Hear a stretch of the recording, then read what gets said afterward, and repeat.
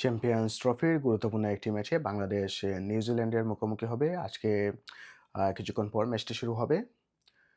পাকিস্তানে এই ম্যাচটি অনুষ্ঠিত হবে এবং নিউজিল্যান্ড পাকিস্তানে অনেকদিন থেকে খেলতেছে। ওরা আইসিসি চ্যাম্পিয়ন্স ট্রফি শুরু হওয়ার আগে একটি ট্রাই নেশন সিরিজ পাকিস্তানে খেলেছে।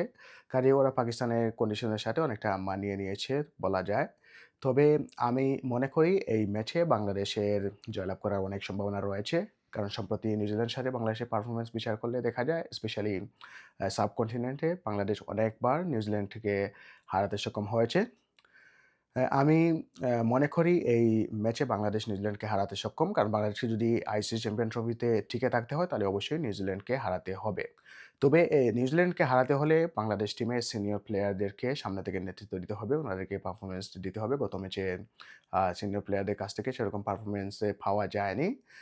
ব্যাটিংয়ে মুশফিকুর রহিমকে ভালো খেলতে হবে। পাশাপাশি মাহমুদুল্লাহ রিয়াদকে দলের সাথে অন্তর্ভুক্ত করার আ আশা করি।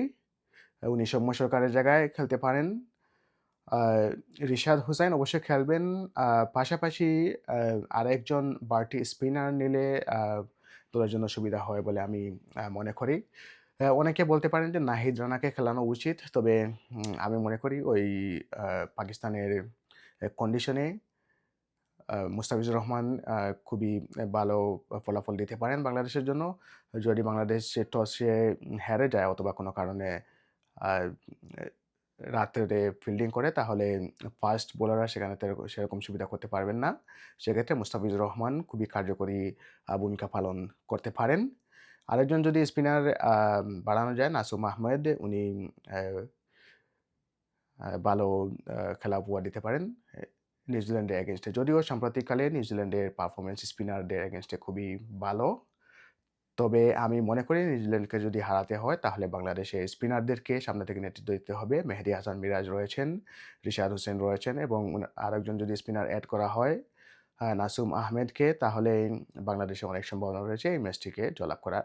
এবং আমি এও বিশ্বাস করি বাংলাদেশ যদি এই ম্যাচটি জয়লাভ করতে পারে তাহলে পরবর্তী ম্যাচ যখন পাকিস্তানের সাথে খেলা হবে তখন ওই ম্যাচটিও বাংলাদেশ জয়লাভ করতে সক্ষম হবে এবং আইসিসি চ্যাম্পিয়ন্স ট্রফির পরবর্তী পর্যায়ে যেতে সক্ষম হবে।